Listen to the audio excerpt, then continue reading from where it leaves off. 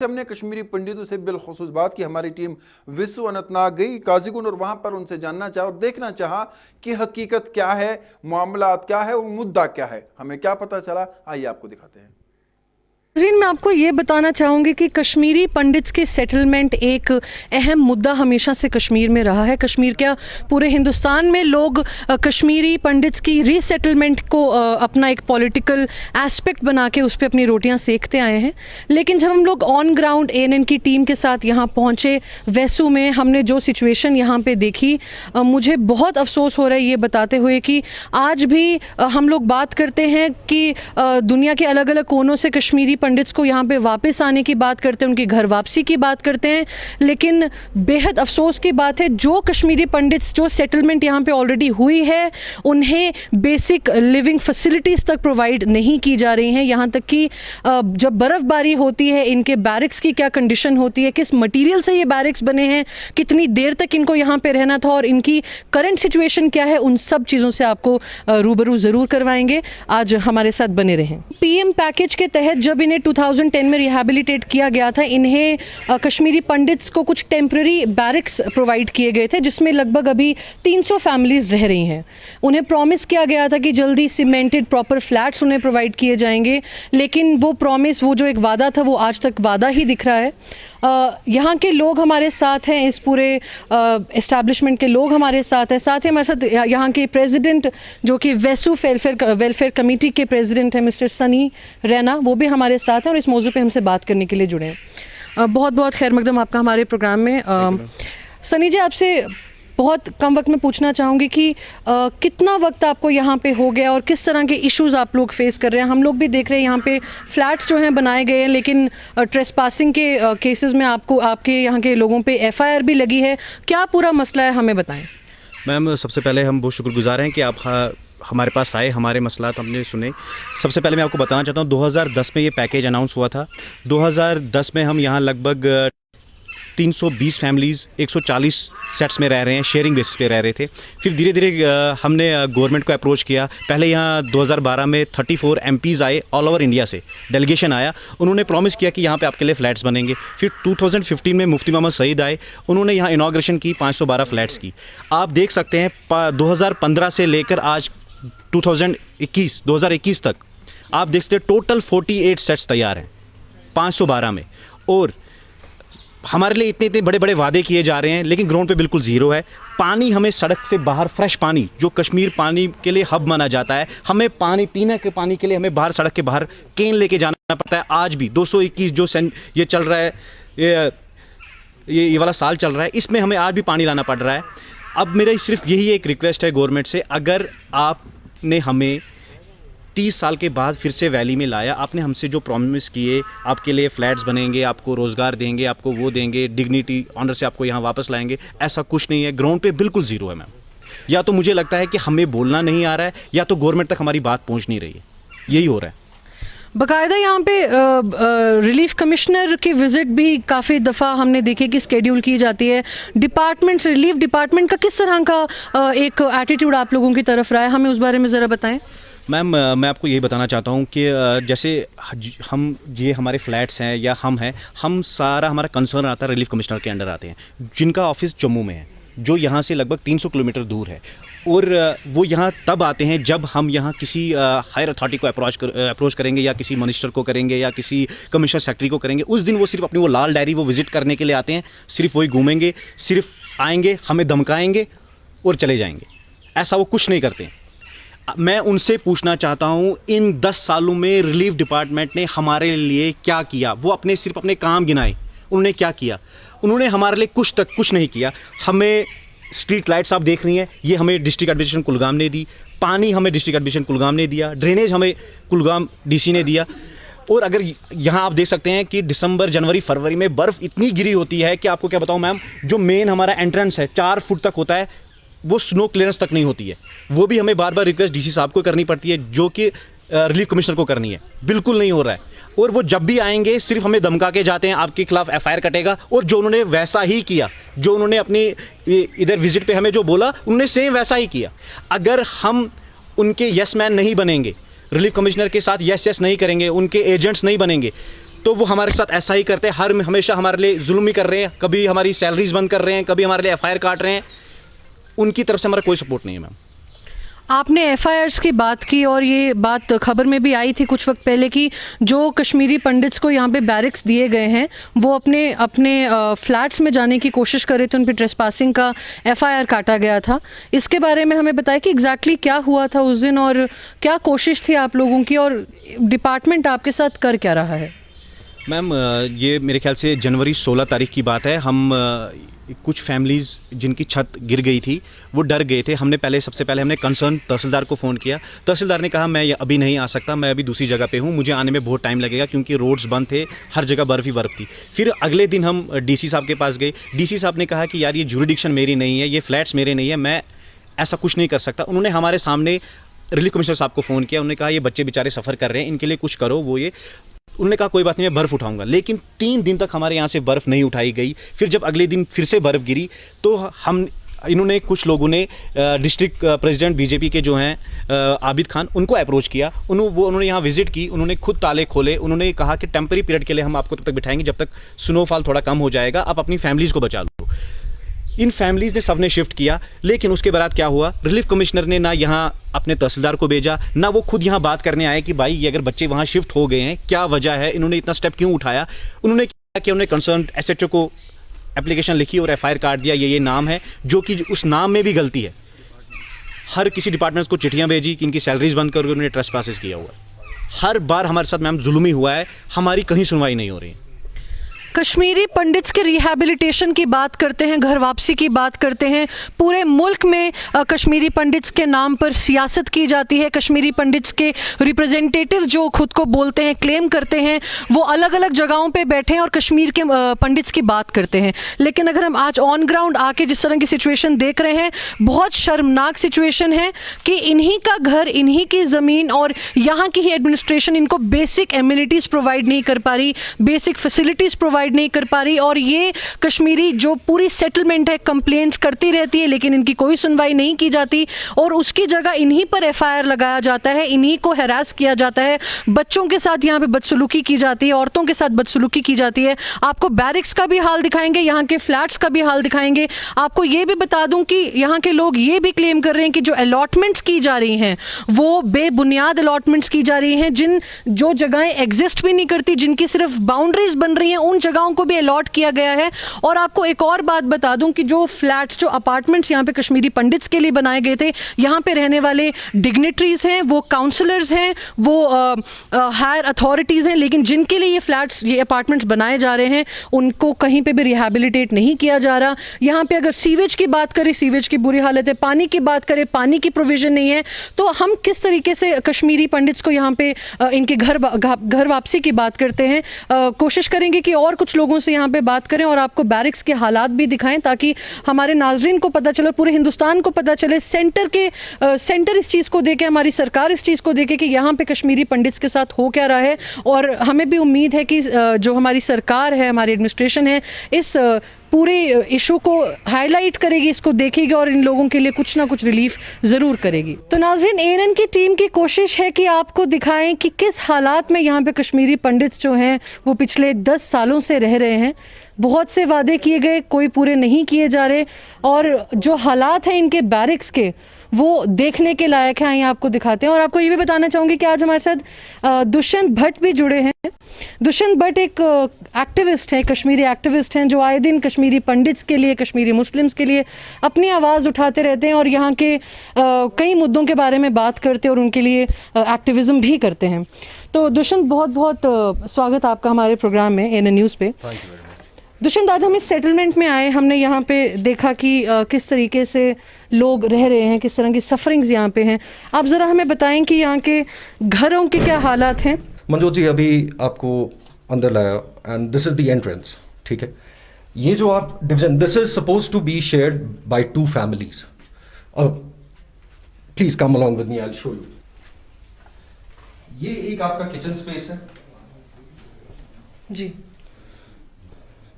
ठीक है। प्लीज और मैं अपने कैमरामैन से रिक्वेस्ट करूंगी कि पूरा कैमरे से दिखाएं। कर सके। These are the walls. ये किस मटेरियल की वॉल्स हैं जी, these are asbestos sheets. जो 6 mm शीट्स होती हैं, ये वो वाली शीट्स हैं. Not even cemented. Semi-cemented, if at all, asbestos sheets, right? Okay. So this is the entire construction. This entire compound is made out of these are the sheets. If you can see, ये walls हैं. कश्मीरी पंडित settlement की ये walls हैं. कश्मीरी पंडित settlements को these are the gifts which are being given by the government and especially by relief commission officers. That they end up getting FIRs against them. Salaries. Their salaries are being withheld. मतलब कि can we be more inhuman than this? Instead of going ahead and actually doing an activism on this, we should rather approach the human rights activists and actually tell them that, see, this is the condition. Wherein those people who have been promised to relocate to their own motherland, this is where they are being relocated. Please come along with me. I'll show you other spaces. तो एक ऐसे rehabilitation जहाँ पे पूरी तरह से cemented buildings तक provide नहीं की गई हैं, इन्हें बेसिक पानी की फैसिलिटीज़, बिजली की फैसिलिटीज़ के लिए इनको झगड़ना पड़ा. जब इन्होंने अपने फ्लैट्स में जाने की गुजारिश की एडमिनिस्ट्रेशन से, इनके ही खिलाफ FIRs लगाएगी, इनकी सैलरीज़ को रोक दिया गया. ये सब हो रहा है हमारे कश्मीरी पंडित्स के साथ और हम इनके घर वापसी की बात करते हैं. आइए इस घर के इस सो कॉल्ड घर के हम लोग ओनर से बात करते हैं. डेजी जी हमारे साथ मौजूद हैं. वो बहुत नाराज थी. वो कह रही हैं कि उससे पहले I am sorry to interrupt you in between. अगर आप देख सकें, ये बाथरूम है. बाथरूम का अगर आप कंडीशन देख सकें, इस समय जब दिसंबर में स्नोफॉल हुआ था, ये पूरी छत नीचे आ गई थी. The inhabitants were not even able to use the bathroom. और ये फिर बाद में हम लोगों ने खुद रिपेयर किया हुआ है. The inhabitants end up repairing their establishment of their own. Government is least bothered about anything. They simply want to go ahead, talk about big things, but on ground this is the reality what you're seeing. ये एक partition दिया गया हुआ है to separate it to 2 families, to give it away to 2 families. Please आइए.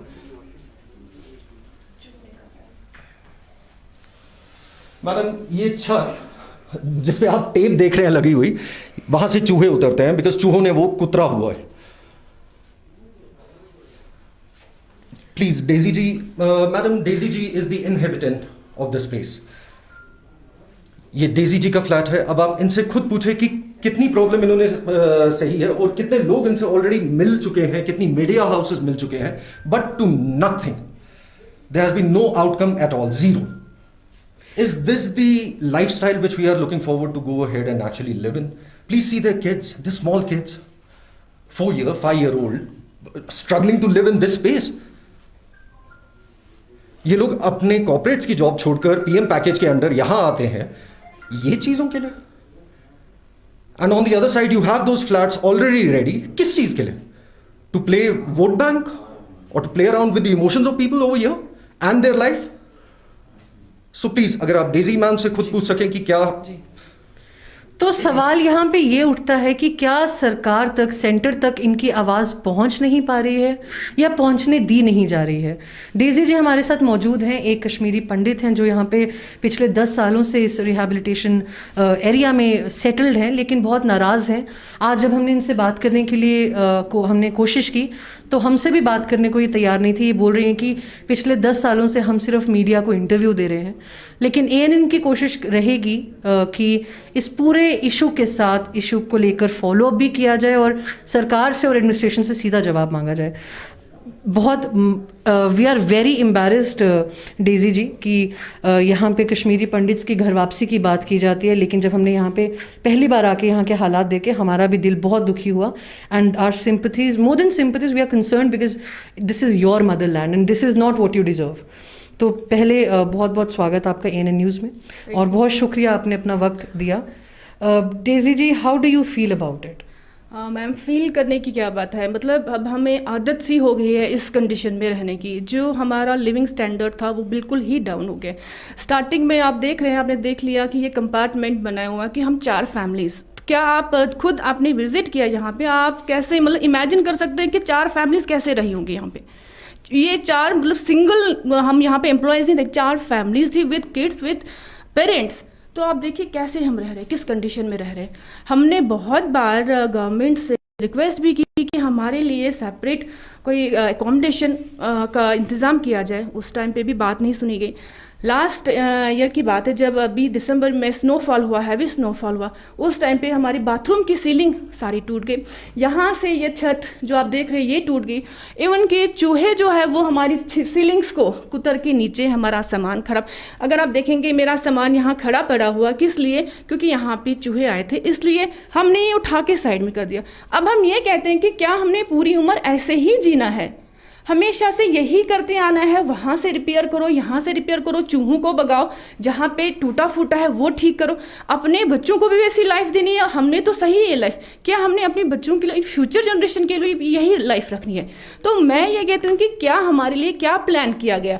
अगर हमें यहाँ लाया गया जॉब के लिए, हम अपनी रिस्क पर यहाँ पर आए।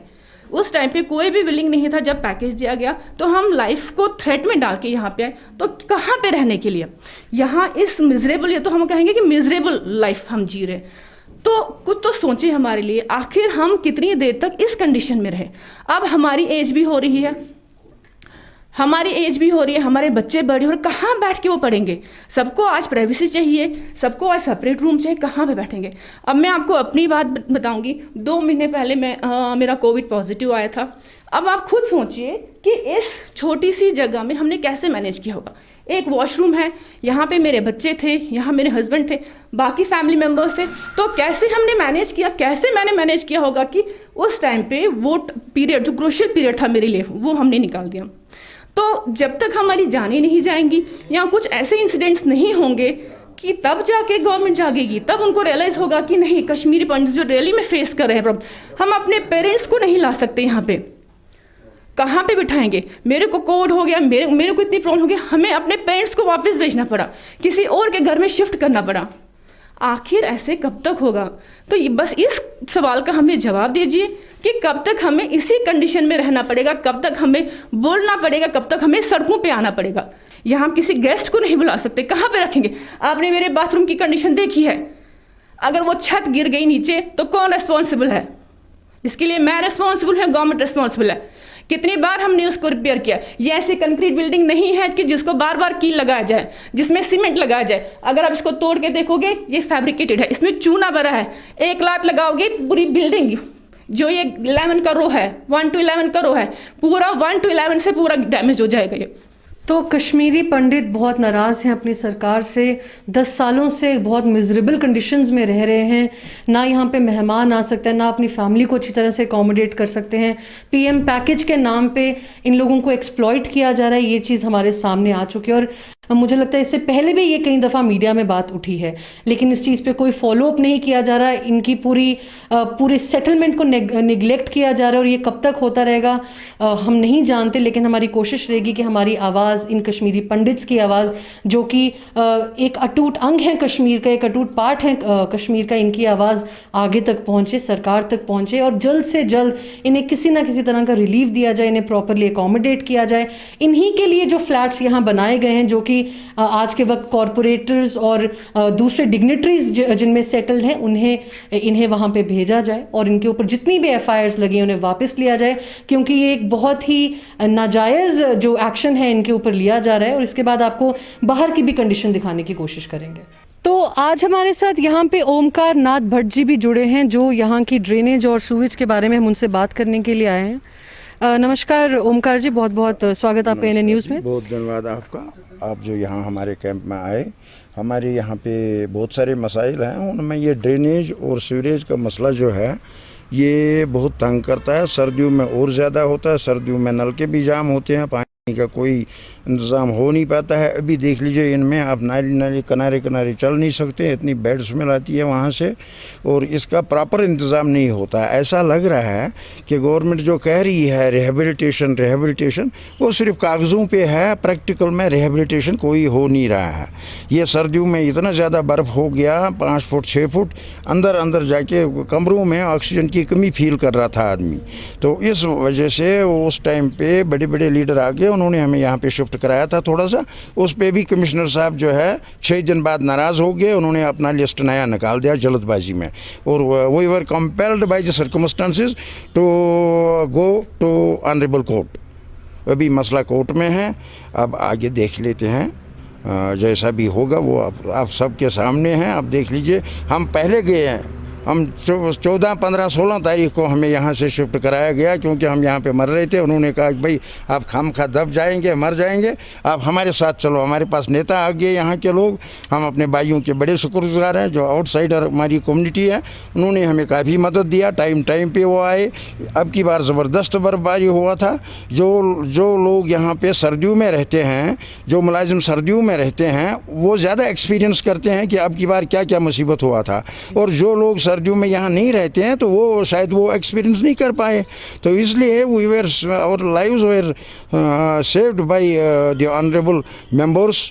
तो उन्होंने हमें जो है यहाँ से शिफ्ट कराया। हम खुद शिफ्ट नहीं किए गए। कमिश्नर साहब इसमें गलत में पड़ गए कि हमने कब्ज़ा कर दिया। हमने कोई कब्ज़ा नहीं की। The quarters were not handed over और they were not issued to anybody till then. 4 दिन बाद पता नहीं रातों रात क्या हो गया, कमिश्नर साहब ने नया लिस्ट निकाल दिया। ये हमारी समझ में अब तक नहीं आ रहा है। गवर्नमेंट कहती कुछ है, होता कुछ है। रिहेबिलिटेशन करना है, 10 साल से कोई रिहेबिलिटेशन नहीं हो रहा है। अभी देख लीजिए, we are in the court, ये रिहेबिलिटेशन हो रहा है।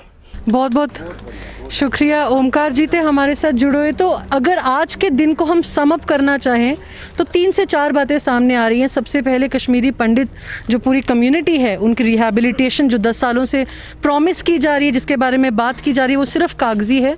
रिलीफ कमीशन की अगर हम बात करें, उसमें हमारे कमिश्नर साहब भी आते हैं, रिलीफ तहसीलदार भी आते हैं। यहाँ पे कोई यहाँ की सिचुएशन का मुआयना करने नहीं आता, कोई देखने नहीं आता कि यहाँ पे कश्मीरी पंडित्स किस सिचुएशन में रह रहे हैं। लेकिन कागज़ों रिहैबिलिटेशन की बात की जाती है, पॉलिटिक्स में घर वापसी की बात की जाती है। लेकिन जो ऑलरेडी कश्मीरी पंडित्स यहाँ पे हैं, they are living a miserable life. और ये आज ANN न्यूज़ ने यहाँ पे खुद आके देखा। लेकिन नाजरीन, इसमें एक बहुत खूबसूरत सी बात भी देखने को मिली, जो एक सेटिस्फाइंग चीज़ थी कि इन सब ने हमें बताया कि किस तरह से जब ये इतनी सिचुएशन से गुजर रहे थे, इतनी प्रॉब्लम से गुजर रहे थे कश्मीरी पंडित, तो यहाँ के जो लोकल लोग हैं उन्होंने इनकी हमेशा मदद की, इनके लिए हमेशा खड़े रहे। और जब जब यहाँ पे स्नोफॉल हुआ या राशन की कमी हुई या कोई भी और इशू हुआ, यहाँ के जो लोकल्स थे, चाहे वो मुस्लिम्स थे, जो इनके हमसाए थे, उन्होंने अपनी ह्यूमैनिटी को प्रूव किया और कश्मीरियत को प्रूव किया और इनके लिए शाना बशाना हमेशा खड़े रहे। इसी के साथ ANN की पूरी टीम आपसे इजाज़त चाहेगी। कैमरामैन निसार कोसगार के साथ मनजोत सिंह कोहली, ANN न्यूज़, श्रीनगर।